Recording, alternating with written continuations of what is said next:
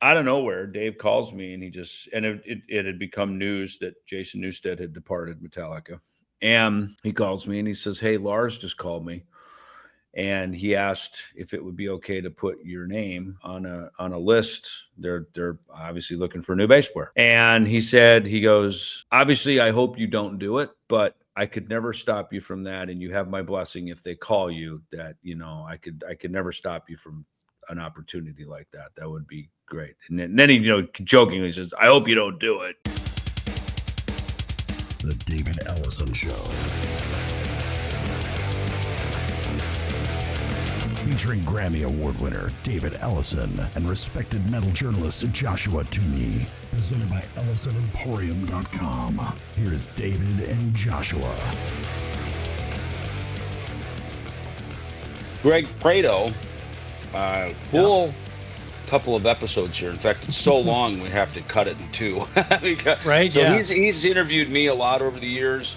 He's written a lot of books. Dare I call them unauthorized biographies, meaning they weren't sort of officiated by the artist themselves. But there's a lot of these guys doing this. Martin Popoff, Greg Prato's done a great job. I think I've interviewed for at least a book or two with him. I think Iron Maiden or something. So anyway, he wrote a Megadeth book. So he was chatting and I said, "All right, let's come on the podcast." Yep, there it is. Yeah. From the origin story, basically 1983 to 2002, the first phase of Megadeth, I guess. So the phase I was part of course. So yeah, we had him on, and it's super long, so we're going to cut it into two pieces.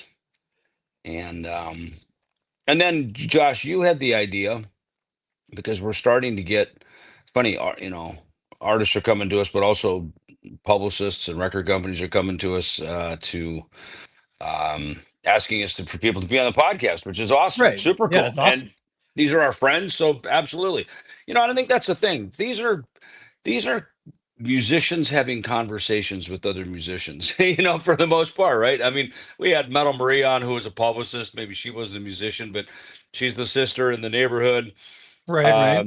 Greg Hanovitz, just pretty much most people that we've had on here are musicians of some level, even if that's not their main thing in the business. So, these are just conversations, right? More than anything. So it's really great. So you decided, we've got so many of them now, we'll kind of do our Metal Monday, Megadeth Monday, whatever we want to call it, where we do podcasts on Monday, but we've been dropping them. You've been starting to drop some of these other episodes on Thursday. Yeah. So yeah, man, I think anything that's kind of Megadeth related or Ellefson related kind of be pushed to a Monday. And then, we just posted the Drowning Pool episode. That was a Thursday one. We've got one with David Vincent coming up. That's kind of a Thursday episode. So these ones that are kind of tertiary, just interviews with other musicians, maybe throw those out on Thursdays, but try to keep the Monday ones to somehow, Ellefson related or Megadeth related. And I think that'll be kind of fun until, I've got actual shows coming up. You've got shows coming up. So I don't know how much we'll be able to do, while we're both out on the road. But yeah, for now, we're kind of getting a backlog, a jam of episodes. So kind of throwing out one or two a week. And, so if we've got an extra one we can throw out on a Thursday, I think that'll be a lot of fun for everybody to kind of check out. Yeah. I mean, I got Kings of Thrash stuff kicking up here in September. I'm heading over to Athens to play with Gus G at the Rock Hard Festival in Greece, so that'll be fun. So yeah, my September's busy. My October's busy. I think your October, November, you're out with Primer 55. Yeah. By the way, congratulations on that. That's super I know, badass. right? It's crazy. Your new Jackson basses, some SIT strings, some Black Star amps. You got all kinds of cool stuff going on, man. So it's you were saying, he goes, yeah, it's funny how a little later in life suddenly the doors all open and you're back out. I'm back out doing it again. Yeah, I was joking with you, earlier this year, this will be the 10th year of my podcast, and everything was just kind of plateauing. So I was like, it'll be nice I'll do 10 years of the podcast and bow out. And then, the year starts and I ask you, I was like, hey, you want to do a podcast? You're like, yeah. And then Bobby hits me up. Hey, do you want to do a show? And I'm like, sure. He's like, do you want to do a tour? I'm like, okay. Do you want to do 2 tours? Fine. Like as soon as I tried to get out, I got sucked back in and probably, doing more this year than I have done in the past, 15 years. So it's crazy. Well, and speaking of that, we've got a really good episode with Fred Koala, who was my bass tech when I went back to Megadeth. We'll pop that one out here at some point too. That was a really good one. He now works for Nikki Sixx. And he talked about that, every time he quit, bigger gigs came his way. Right. You know what I mean? So I think that is the secret. One is to always say yes, just get in the room, go for it. And the other one is every once in a while threaten the universe that you're going to quit. And then, it right. seems to fish you back in, get you get pulled back in. Yeah. So that's kind of some housekeeping of what's going on for the next at least a month or so. We'll put out probably 2 episodes a week, and then like you said, I've got a nice primer tour in October, and then one in November that we're about to announce, and possibly one in December, and we're starting to get some offers for 2026. So yeah, it's been going from no touring to tons of touring out of nowhere. Yeah, and that's how it goes, man. When you least expect it, the call comes, and I always tell musicians that it's like, first of all, play for the love of playing. I jumped up on stage last night here in Hartford. I came from Europe. I came right here to the East Coast for Bass Story, and me and Chris Poland have some appearances here. Terrificon and another appearance we're going to do at a comic book store. Just fun stuff, right? And I love doing stuff with Chris. It's always just good bro time, But a buddy asked me, he said, hey, want to go check out this band Beyond Purple, and they're Deep Purple tribute band. And so basically they cover Deep Purple, Rainbow, and Whitesnake, right? So kind of that whole family of Blackmore, Coverdale, that whole world of stuff there. And you realize how freaking great these songs are, and they're great group. So Jimmy Bell, the guitar player, he was actually in Geezer Butler's band for a while. And he invited me up to jam a tune. I'd never played a Whitesnake song before. We played Love Ain't No Stranger off the Slide It In album, which is one of my favorite Whitesnake records, man. And in fact, they had 2 versions. They had the UK version that had was it Bernie Marsden and the other God, what is his name? So Mickey Moody, was it? They were the guitar players in Whitesnake, and then John Sykes came over, and then there's a US version where he played on Slide It In. So there's 2 versions of that record. And then, of course, John went on to co-write the Still of the Night, that big record.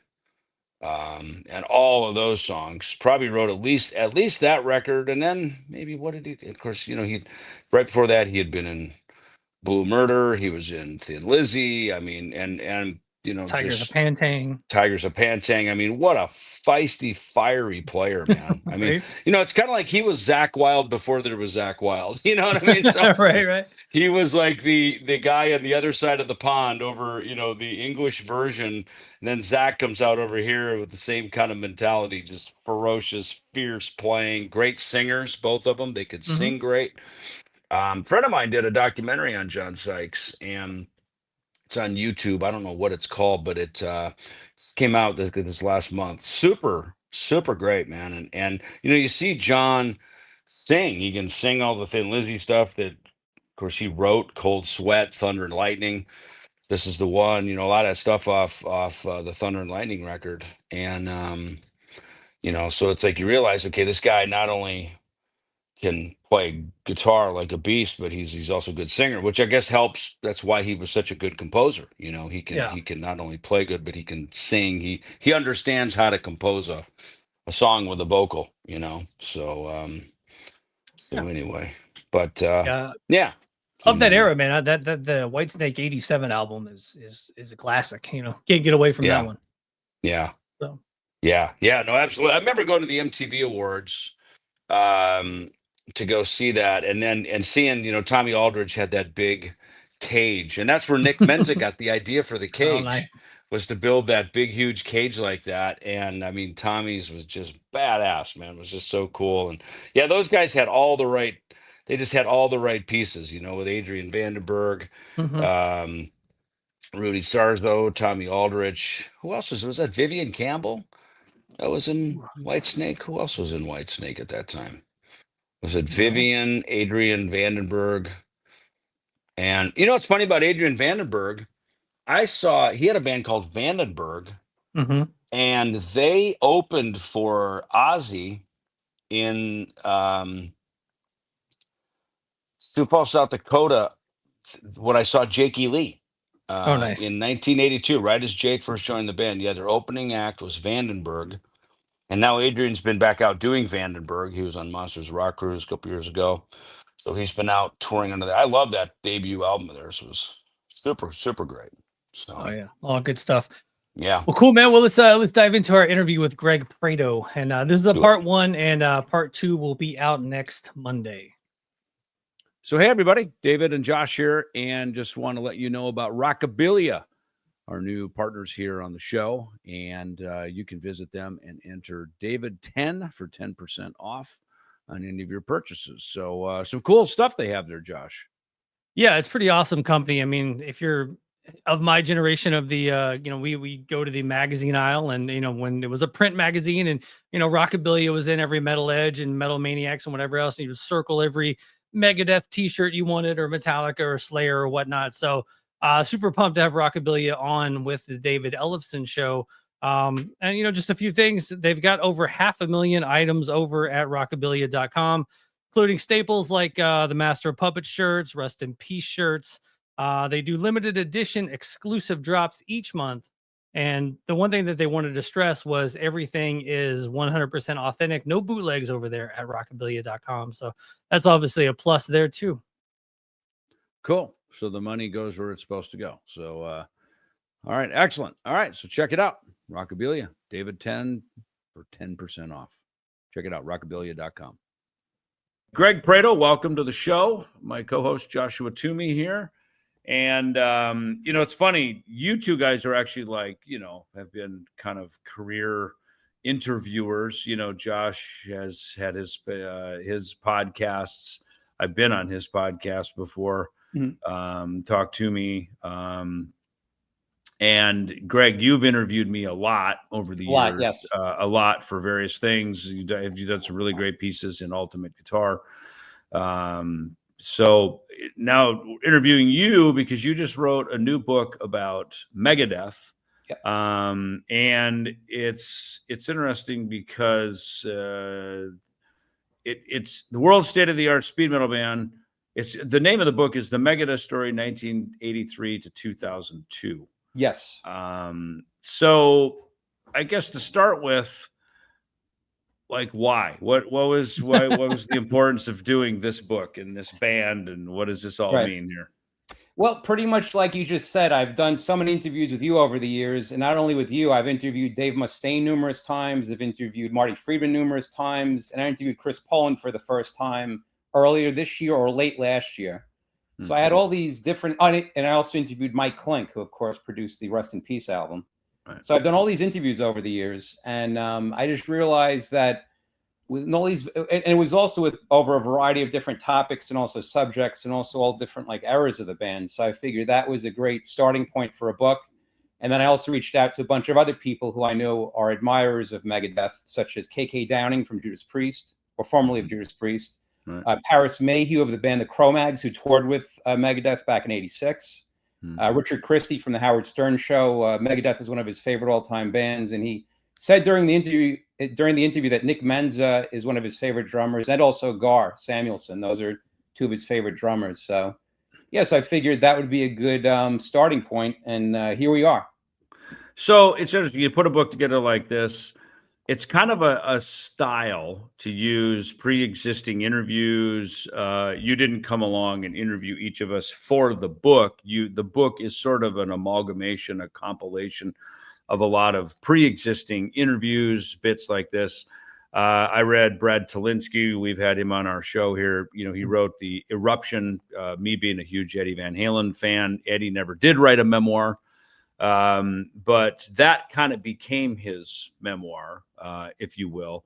We put out the Rust in Peace book, which, was in our own words, what happened during Rust in Peace, but obviously a very small snapshot. So reading your book, I'm gonna ask you a question right up front. You say, let's face it, Megadeth is about Dave Mustaine. And then you go on and quote me for the next 18 chapters. So, so is it really, or this is what I mean? It's actually funny because before he even said that, I thought maybe I should have clarified this a little bit better in the book. I only mean that really from the perspective that he's been the only steady member from the beginning to the present day. I'm a firm believer that what makes bands special, such as Megadeth, think of any band, Queen, Led Zeppelin, the Beatles, it takes a certain group of guys. I think the Police is also a great example of this. You have to have a certain group of people in a room to make that band special. If you took John Bonham out of Led Zeppelin and replaced him with Mitch Mitchell, it wouldn't be the same. I think Megadeth, it's something I was going to ask you because I also have some questions. So people, for some reason, not for some reason, but people tend to pick the Rust in Peace lineup as their favorite Megadeth lineup. Right. Me personally, my favorite was always the Peace Cells lineup. You said that, yeah. Yes. So let me go back to this though. You say the Dave Mustaine was the only consistent member, but your book is 1983 to 2002, which is all the years me and Dave were the only two consistent people in the band. So I would say it was very much our band. Now listen, I'm here to rib you a little bit about this because we're friends and we're not here to have a war, but it's interesting that we talked to my friend Greg Hanovet, who was theoretically a founding member, the other founding member of Megadeth, who came up with the name. And it's interesting to go back to look, Dave Mustaine's gripe, if you will. He was not even a founder of Metallica. He literally had a year and a half in the life of Metallica, to use a pun, right? Because that's the name of their movie or their VHS that they put out on the Black Album. Yet, he had obviously a huge imprint or footprint, I should say, fingerprint, whatever, to the Metallica sound. So, when I read that statement, I guess I go, okay, all right, look, was Megadeth the, Dave's sort of backlash to Metallica? To some degree, yes. But, I think quickly as you get into the story, as I've now read the majority of your book, we just got it about a week ago, it seems to me reading it, and I try to separate myself as a member of it versus fly on the wall, which I'm pretty good at. Forest from the trees to go, what is the story here? And it hit me when you said Gar and Chris, that was your favorite lineup, because you're right. There's a lot of this. I get interviews, people send me email interviews. Oh, they talk about Rust in Peace. That was there was a lot of reasons why that album was that popular at that time. And that was our moment. MTV had come to this sort of heightened thing. Thrash metal was now at its glory. I remember because we did the Judas Priest tour, we did the Clash of the Titans. I mean, that you could argue that was the pinnacle of thrash metal, and that was what Persistence of Time was, that South of Heaven, Justice for All, and all that. Justice for All. We all four bands, the big four, let's just call it, all four of us. That was just the moment, right? So were those our greatest records? I think Megadeth made equally as great records on both sides. Peace Cells, Countdown to Extinction, Euthanasia. There were great records in the catalog. So, I guess so. You're a fan writing this book, obviously, right? This is close to you, right? So, talk about your view of the transition through the years, right? Because I was there, I lived it, but now let's hear your version of how you felt that transition went. Well, one thing I found fascinating by going through all these old interviews and also some of the more recent interviews I've done, I say that Rust in Peace to me, I say, or how I describe it in the book, is the sound of Megadeth out for blood. It's Megadeth at its most focused and also ferocious. But what I learned, so I always just assumed that was a result of having that lineup with Nick and also Marty in place, and also you and Dave being sober and also focused. Right. And then I learned from reading this that a lot of that album was written before you and Dave were clean, and also before even Marty and also Nick were in the band. Several songs, such as which song I believe was Holy Wars, was demoed with Chuck, right? Yeah, Holy Wars, the music for Tornado of Souls wasn't called that yet. And then Polaris. It wasn't called Rust in Peace Polaris. It was just Polaris, right? But yeah, you're right. Those three songs were actually demoed in late 1988 with Chuck Beeler. You're right. Yeah. But then the thing too that I love so much about the Peace Cells album, and just with that lineup with Gar and also Chris, I love the fact that their background was not metal, that it was like jazz fusion. Mhm. That's what really I think made that Megadeth lineup just like so special, and made it sound different from Anthrax, Metallica, Slayer. That's what was so great about the Big Four, especially in the 80s, that each band had its own unique kind of thing. I kind of, and I also want to bring this up too. I went from being a huge thrash fan to being a huge fan of grunge from the late 80s into the 90s. And something that people don't seem to point out, that I always see the similarities between both styles, that it was an anti-fashion. Again, it was a reaction against all the horrible glam metal and everything like that. It was a more direct kind of sound and also approach. And what I loved about both styles, thrash and grunge, there was little to no separation between the audience and also the band on stage. It was almost like you out there in the front row, you could easily be us on stage right here. You just have to work hard. And, of course, you have to have some kind of talent. Right. But that to me is what I love so much about the late 80s thrash and also the early 90s grunge. I still to this day love those two eras so much. I would completely agree with you on that. And I agree that if there was any sort of a backlash of, let's call it Seattle and the grunge thing, it was not against thrash metal, because if anything, I thought even Nevermind was a great fucking punk rock record, man. It was like, great songs like the Beatles could write, which may sound simple, but try to write one, right? Most can't, right? And yet it had all the snottiness of a great punk rock record, they were not backlashing against, Master of Puppets and Rust in Peace. That was not who they were. And I don't know if they were backlashing against anything, just their culture, was and I always say Alice in Chains was probably the most metal friendly of all of them. But funny enough, Alice in Chains started out as a Poison type glam metal band, which I did not know that. I did not know that. Yeah, if you look at old pictures of Lane Staley, he has huge hair, and they used to wear makeup. Their spelling of the name was Alice N Chains, like Guns N' Roses originally. Originally that's what happened with that. But now I think about it, a lot of the grunge bands were vocal that they liked thrash metal. I know that Kurt Cobain said he loved the song Whiplash. Kim Thile from Soundgarden used to wear a Slayer t-shirt, I believe. So they were pretty vocal about being. It was not it was not thrash that grunge was anti. It was anti hair metal, and also the Axl Rose type big rock star going on stage 2 hours late, like filming $50 million videos. That big bombastic thing is what they were against. Yeah. And Josh, that's probably a lot more in your wheelhouse, right? I mean, your age and when you turned the corner into all this, right? Yeah, I mean, I think that a lot of it. I mean, I even joke, in the 80s, like late 80s, when I'm getting into music and my cousins are listening to Poison and Cinderella and all that stuff. I remember distinctly being 7, 8 years old, thinking I wanted to play music, but I didn't want to wear makeup. And I was like, if you have to wear makeup to play music, I don't want to do it, and so like when I get into, when I find Metallica and Megadeth and even some of the grunge guys, you're like, oh, okay.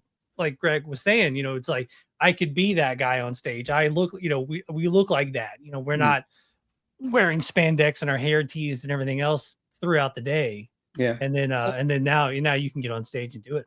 Yeah, I mean, then the thing too, like there's a rule that I live by pretty much, that every single genre of music, no matter what it is, has its good bands and also very bad bands. So although I'm not a hair metal fan of the 80s, you could say Guns N' Roses' Appetite for Destruction kind of walked the line between glam and also not glam, especially the early pictures.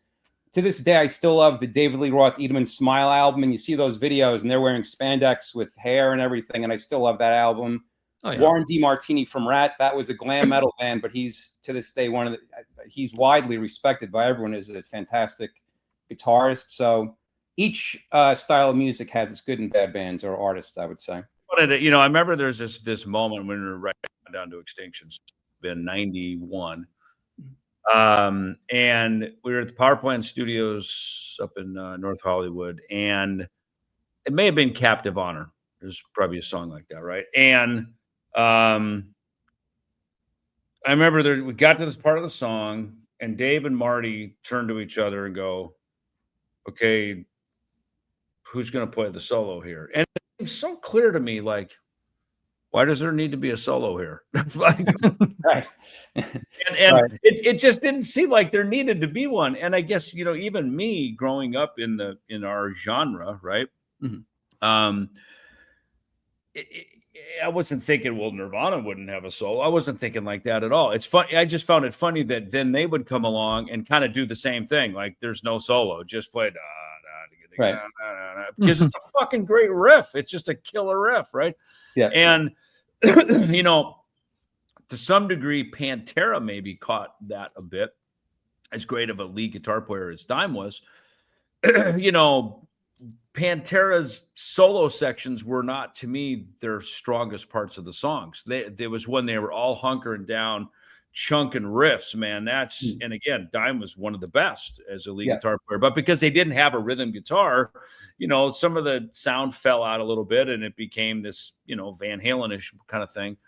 But, you know, to me, there comes a time when you just fucking hunker down, man, and you're all locking and grinding on a riff. So I just remember that very same moment on Countdown, which again would then go right into essentially what was coming next, which was the Seattle sound. Yeah, because, you know, one thing talking about guitar, I mean, I know Dave Mustaine is somewhat credited for his guitar talents, but I think he's woefully, woefully underrated. He has to be in the top. I mean, I'm thinking of the greats, like he had, besides he's written some of the greatest metal riffs.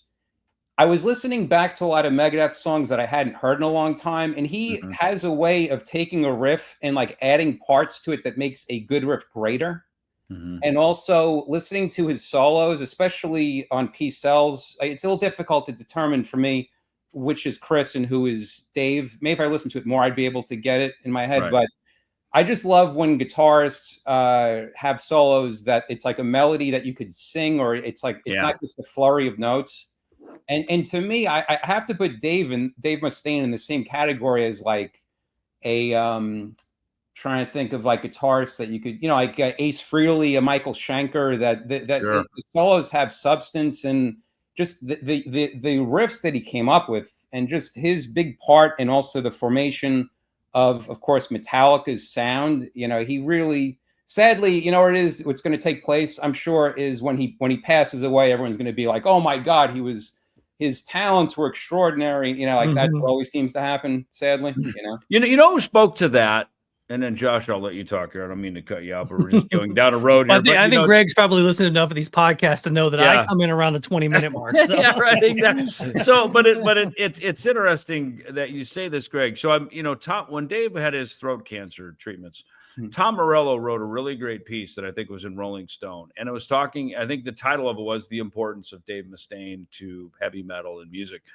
And he wrote a very poignant piece that, you know, really talked to him as a guitar player, as a student of music, as a student of the guitar, as a contemporary, but someone who really spoke about that, about what you just said about Dave's significance as a guitar player, not just as a songwriter. And the other thing I want to talk about is what you talked about, those little nuggets that make a good riff great. You know, that was I remember specifically a moment we went in the studio to write a song for the Beavis and Butthead soundtrack, which for us became 99 Ways to Die. Mm-hmm. And as we're in the studio writing the song, Dave's coming up with the riff, right?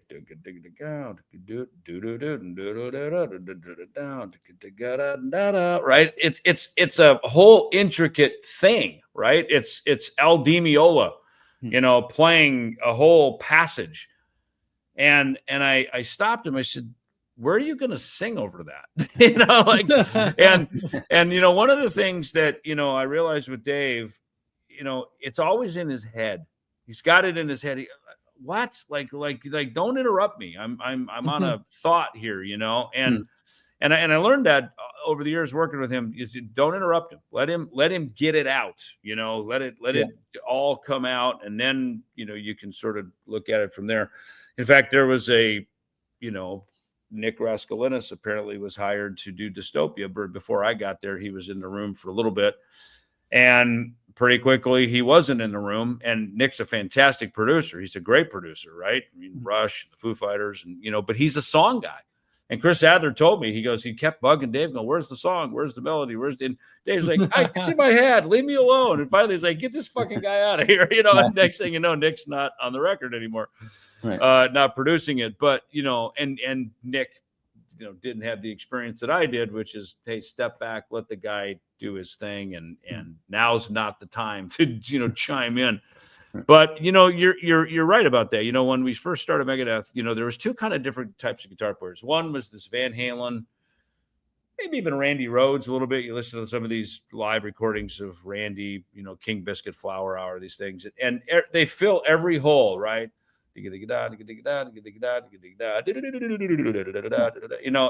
as a one guitar band, I think that seemed to be a style. George Lynch did it. Certainly Eddie did it.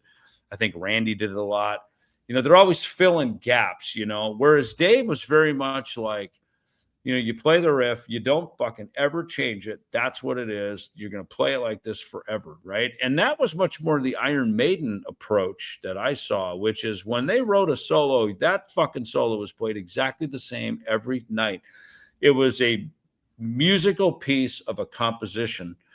And just like, a Mozart or something, you don't just go fucking rogue and say, I'm going to ad lib this shit. This isn't a jazz concert. This is a written piece of music. It does not change ever, and Dave, when he would write solos, he wrote a solo. A solo was a piece of music inside of a song. It wasn't just a chance to go, yeah, bro. It was not a jamming moment, and that was kind of a lesson that every guitar player.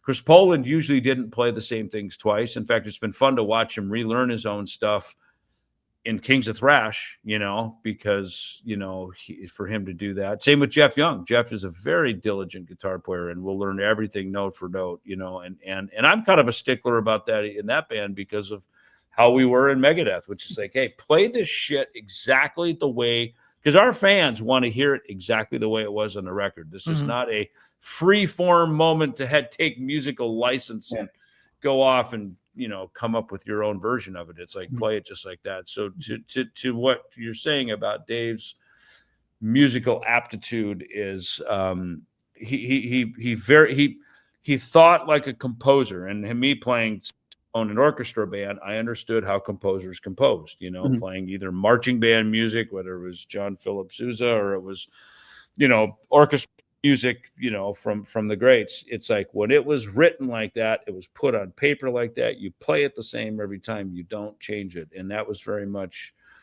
Dave's composing style. Yeah. So something else I want to ask you too, Dave, is as far as Dave Mustaine's vocals, I talk about this in the book. A few months back, I was listening to, I believe it was the Peace Cells album over my friend's house. I think it was the song I Ain't Superstitious. Yep. And I said, is it me or does Dave sound, I hear kind of like Bon Scott here? And my friend's like, yeah, totally. So do you hear sometimes maybe on the early Megadeth, like a Bon Scott type thing in Dave Mustaine's vocals?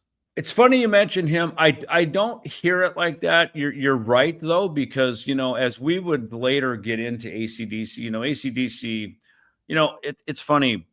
We interviewed another artist on the podcast, and they talked about when they're writing their music. It was David Vincent from Morbid Angel. He said, "I don't listen to anything else. I want to be in a vacuum. I want to be in my own world." And I chimed in. I said, "I understand completely. Like in Megadeth, we were very much like that. We did not listen to other music. We didn't listen to other bands. We didn't go, well, I don't know. Let's see what Metallica's doing." We never weighed in. In fact, we lived in a bubble so that we sounded like us. We made our own music. It wasn't until years later, maybe in the 90s, I remember being in Europe on the Youthanasia tour, and suddenly we got that AC/DC, if you want, was it Let There Be Rock, which was filmed live with Bon Scott on I guess it was the Highway to Hell tour, maybe. Yeah, I think that was one of the last performances that he ever did, if I'm not mistaken. It was in Paris, right? Yeah. Super fucking good, man. And I remember we analyzed every fucking second of that thing, and it really, for Dave, like I kind of came into AC/DC around Power Age, and and after that. And whereas Dave came in, he was a couple years older than me, so he came into it like with Let There Be Rock, and so he very much liked Bon's attitude, and like we all know, and Dave would admit, he wasn't trained to be a singer. One of the things I realized watching Dave sing, because I was the guy that pretty much made him become the singer, because he was writing the lyrics. It's like what hit me was, there's guys who are fantastic singers. They're formally trained. They've got all the skill, right? And that's impressive, right? But look, you take Youngblood at the Black Sabbath event a couple weeks ago. Standing side stage and watching that guy do that. He's got a lot of punk rock in his blood. It's the performance, that I go back. I hear Motown things, and you go, there's a reason they fucking kept recording this guy. This guy gives a performance, man. And it was less about, obviously the song has to be great, but it's the performance, man. That's what connects with people. And that's what I saw happen with Dave, is that he was a guy like a Youngblood, like a Bon Scott, like, James Hetfield, like all these guys. It's a performance that, when you hear it, man, it gets right inside your soul, and you believe it. It's real. It's not fake. It's not an act. It's not for theatrical purposes. It's really in you. And I learned a lot about vocalists, and I went back and listened to some of my favorite singers, Paul Di'Anno, David Lee Roth. I went back through my own record collection. I went, yep, that's what it is with these guys. Is they were able to really emit a performance that connected with their audience. Yeah. Now, David and Josh, I have a question for both of you. No. Ooh, I got a question. How ballsy was it of me in the book to state my case, and also have several other people also back me up, that Rust in Peace is better than the Black Album? It's funny. I'll take that one. I mean, it's definitely ballsy to say that Rust in Peace is better than Black Album, because I always, when you do the album comparisons, I always go with Rust in Peace and Justice for All and put those two, head to head. Right. Which I would go Rust in Peace there, and then I would do Countdown in the Black Album as kind of like that. That's my verses there. So I mean, obviously, if you're going, Rust in Peace versus Black Album, I mean, Rust in Peace is gonna take that all day. There's might have been a couple extra hits on the Black Album, but as for record to record, I think I would also go Rust in Peace on that one. Yeah.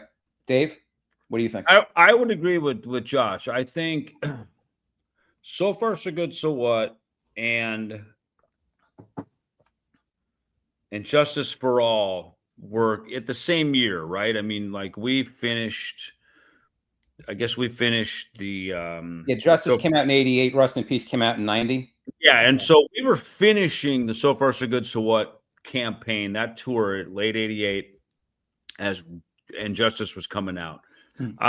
But so to me, those two are a little more aligned, just because of that was our calendar at that time. Right. But I would agree that I don't know if Injustice is a thrash album. I don't know what it is, to be honest with you. It's great, and I love it. And I remember hearing it every day on the radio when I lived in LA on KDC.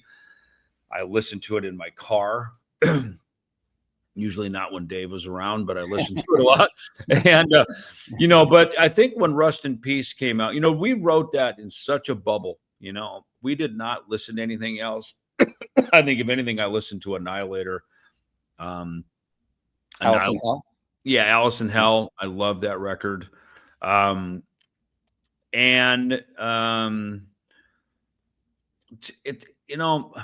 don't think you can say anything bad about side A of the Black Album. I'm with Josh. Countdown to Extinction and the Black Album are more mirrored in my opinion. That, and again, even lining our calendars up, it seemed like we were in the studio while Metallica was on tour. Metallica was making a record while we were on tour. Right. We seemed to always land on opposite calendars, which I guess is good. It gave the fans, there was never an off season.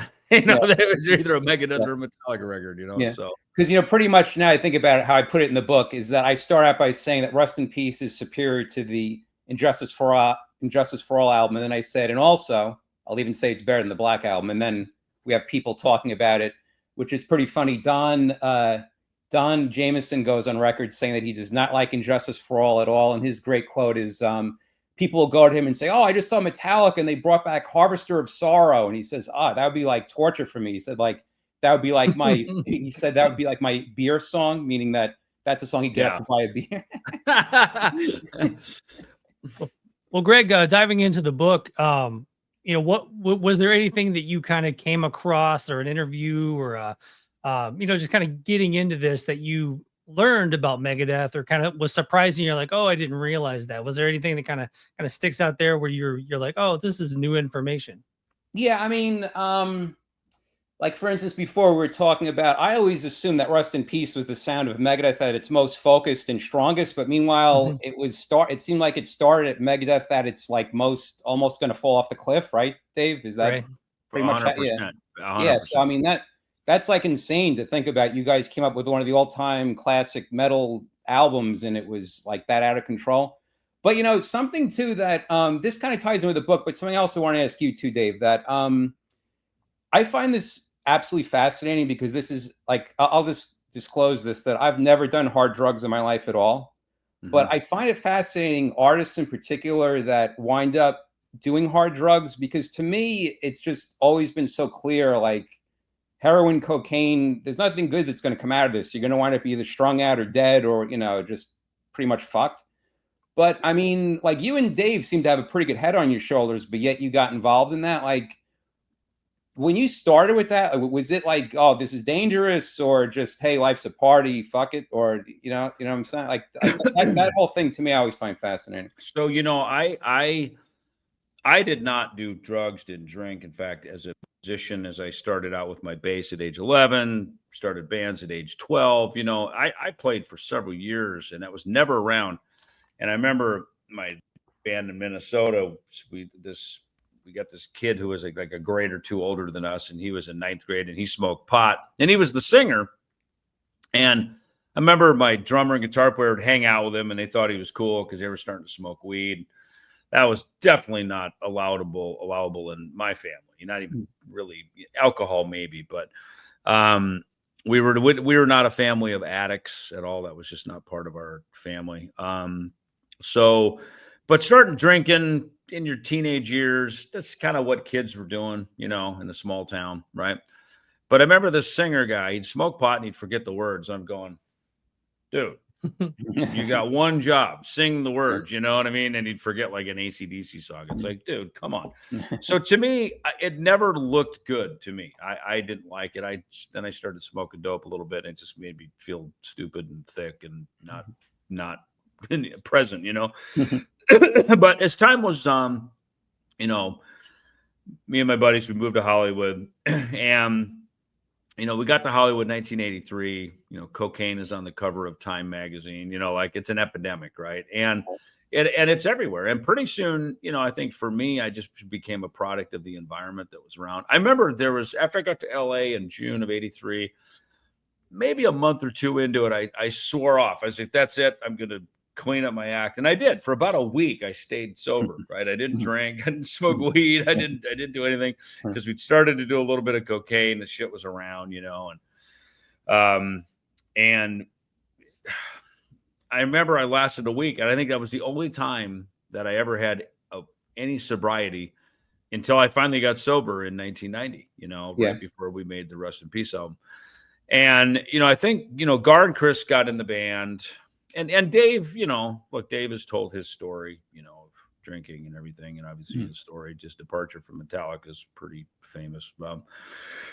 And even then, when I met Dave, he was really trying to keep it under control. I mean, I think he was very aware of what his drinking and his behavior had cost him with Metallica. And he was actually trying to keep a lid on it. And, but when it's around you, as it was in Hollywood in those days, it's just, if you have any propensity toward it, you're going to definitely attract it right to you.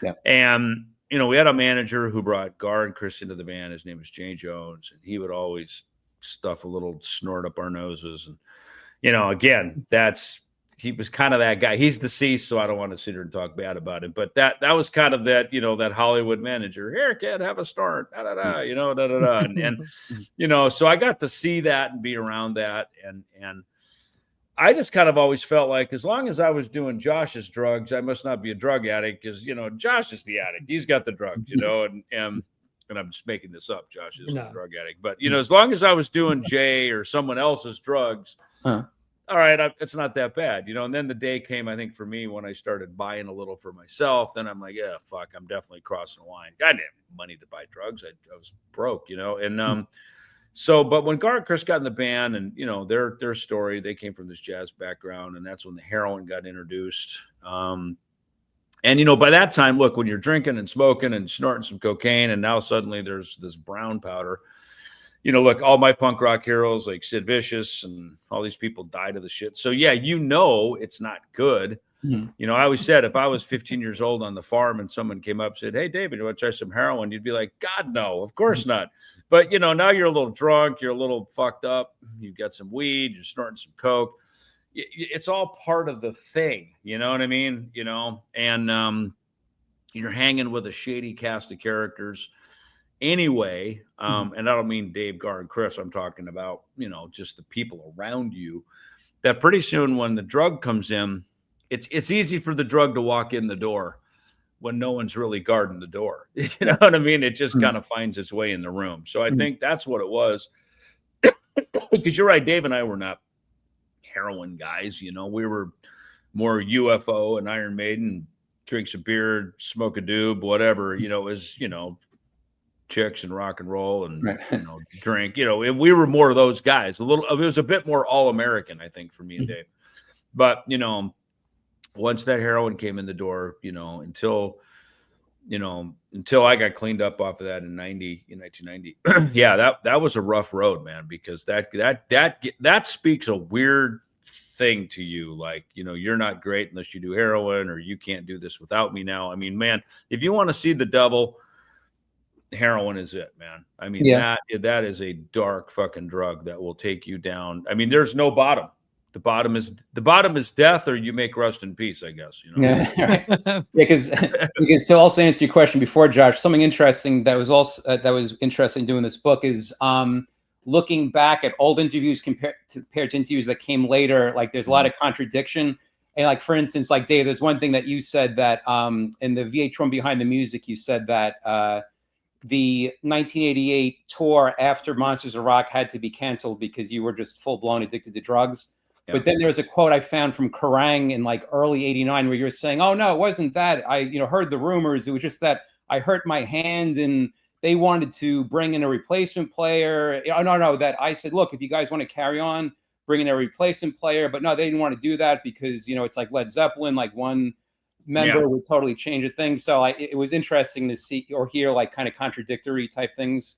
looking Well, back? no, here's the story. You know, my girlfriend found my drugs. Mhm. Dave called me one day and we had a little chat about, you know, who's holding, and turns out I was, and she heard the conversation. She goes in my bathroom, finds my drugs, dumps my brown Persian heroin out on our brown carpet of our apartment. And I was pissed because it was about $300 worth of drugs. And again, I didn't make this kind of money where I could have a habit like this, but somehow we did. So she calls my parents and the management and everybody and blows the whistle on me.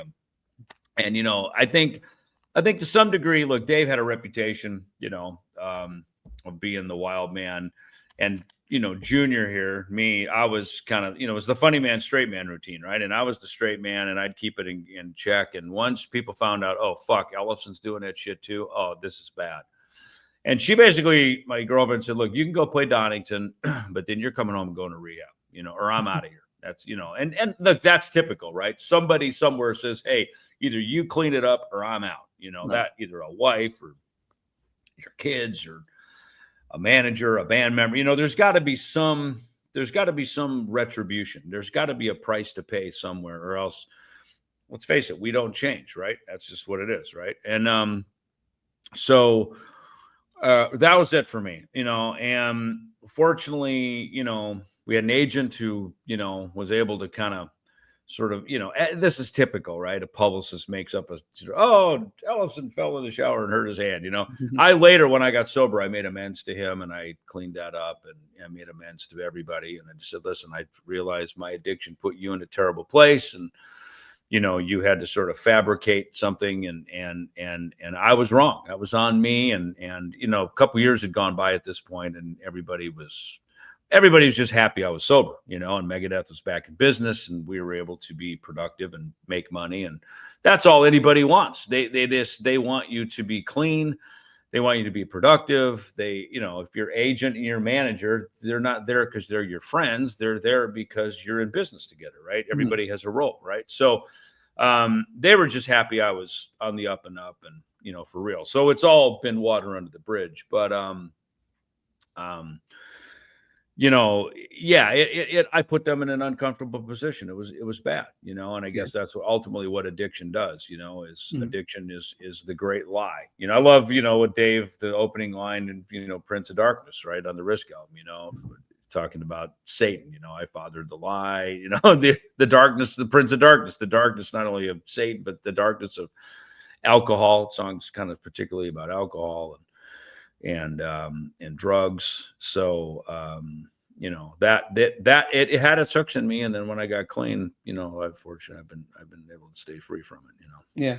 Because you just mentioned lyrics, and that's also another thing I wanted to bring up too, that Dave Mustaine, if you think about some of the lyrics he's written, I think he's a highly underrated lyricist. If you think about the lyrics to Peace Sells, he was in his early 20s when he wrote that song, right?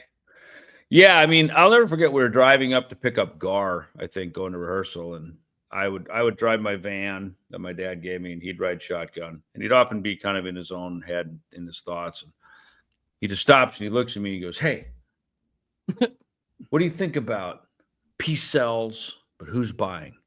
And I was like, cool. Sounds great. You know what I mean? It's like, and then that was it. And then life moves on, and, you know, and then, you know, he picks up my bass and plays that riff, which really was kind of more of a guitar. It was just a riff. It was a guitar riff, right? And then, you know, he says, hey, Junior, why don't, you know, we go to rehearsal, we start playing this, we start working on the song, and that song really wrote itself in the room with the four of us, you know, as much as Dave came up with that riff, you know, and then he said, hey, Junior, why don't you play that on the bass? And you know, so things weren't written like, here's a bass part, here's a guitar part. Sometimes shit was just written, and then we'd figure out who was going to play it and how it's going to be orchestrated. But you know, that song, kind of like Symphony of Destruction, you know, these songs they wrote themselves together in a room. And I would say, if it's not taking anything away from Dave and what he did, but there is a moment where songs write themselves in a room because of the collaboration of what's happening in the room together. And Marty Friedman talked about this with the Rust in Peace book. He said, you know, it wasn't fair that Dave had these other great musicians in the room, meaning me and him and Nick, you know, and then suddenly, you know, all the copyrights and all the credits are to Dave and all the money goes to Dave. And again, it's not to take anything away from people, but, you know, there is something to be said with how songs really end up and you know, as Max Norman calls it, the musical conversation, you know, between musicians, you know, that when it's give me your, it's like, oh fuck, you just, what was that again that you played? You know what I mean? That is a conversation, just like we're having here. A podcast isn't three guys overdubbing our parts, you know, responding to an overdub. It's three guys here having a conversation, you know, and that's where we don't know where the conversation's going to go, how it's going to end up. And it's the same when you're in a room as a musician. Josh, you know, right? I mean, what's your experience with that?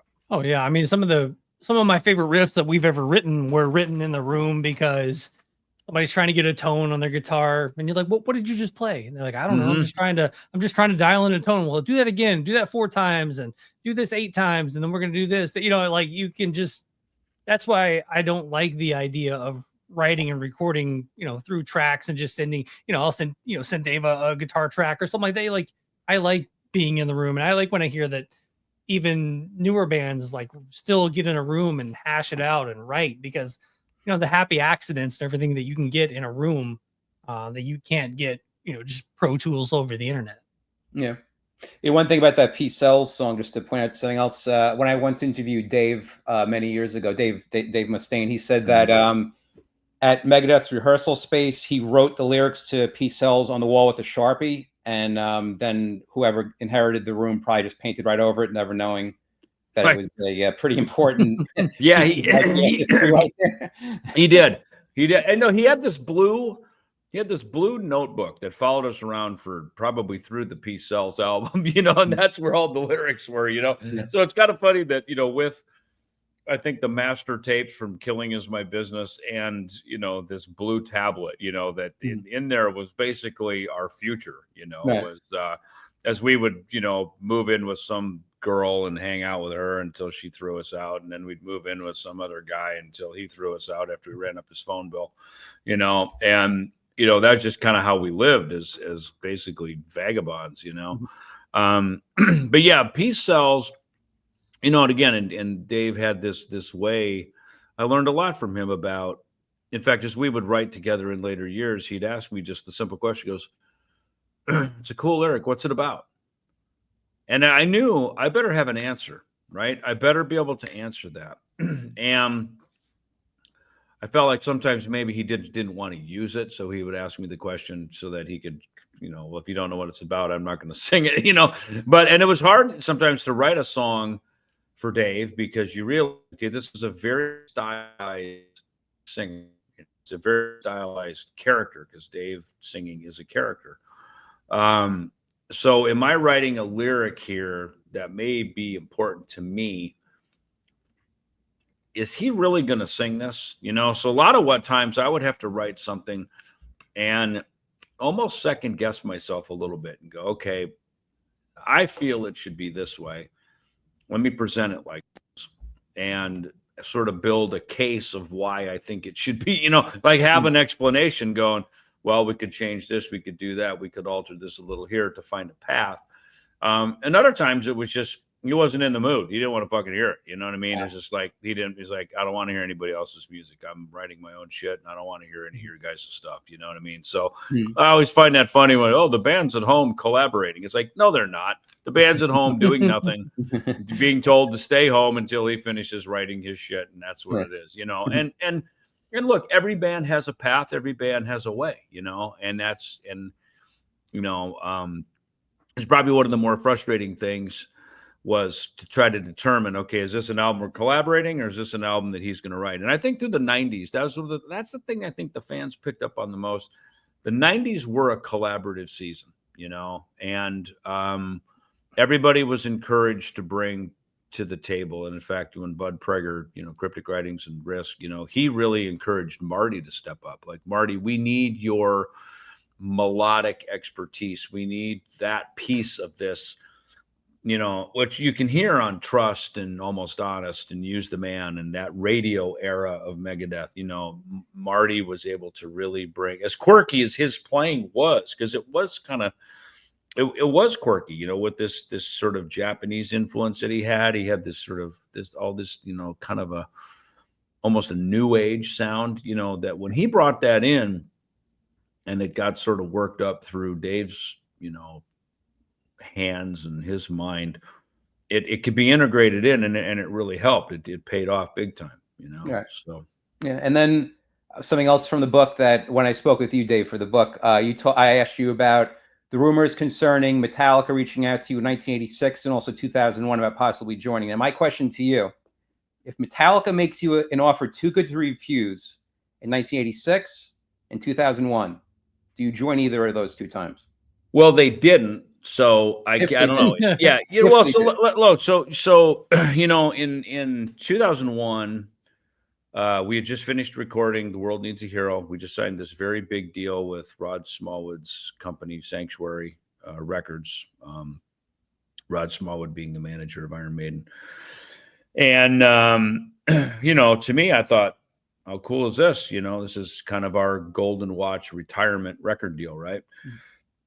And so one day, out of nowhere, Dave calls me, and it had become news that Jason Newsted had departed Metallica. And he calls me and he says, "Hey, Lars just called me, and he asked if it would be okay to put your name, my name, on a list. They're obviously looking for a new bass player." And he goes, "Obviously, I hope you don't do it, but I could never stop you from that, and you have my blessing if they call you, that, you know, I could never stop you from an opportunity like that. That would be great." And then he, you know, jokingly says, "I hope you don't do it," you know. But, you know, and that was the first time I sat down with a Metallica record with the intention of learning some bass lines, you know. And they never did call me. I never got the call, but I thought, all right, well, look, let me get ahead of it. You know, what if, you know, because it seemed like it was coming pretty close. So, you know, I sat down, and that was the first time I realized, wow, this is a very different style of music than what we do in Megadeth. You know, the way James phrases his vocal phrases over the riffs. I know the riffs, of course, we've all heard them, you know, and the riffs, Metallica riffs, are very singable. They're melodies within themselves, as are Dave's, you know. But I just realized, wow, this would take some work, you know, to kind of unlearn my Megadeth stuff and sort of relearn a new thing, you know.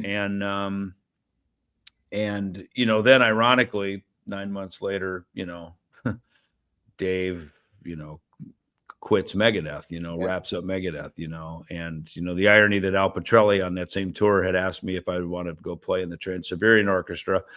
And I was that year, and I was really sick from the tour. I realized it was just kind of emotional wear and tear. So I can't, I got to go home. I got to get well. And of course, Dave calls me and quits the band, and all my emotional sickness went away. Suddenly I was healed. Thy will has been healed, you know. So it's interesting about that.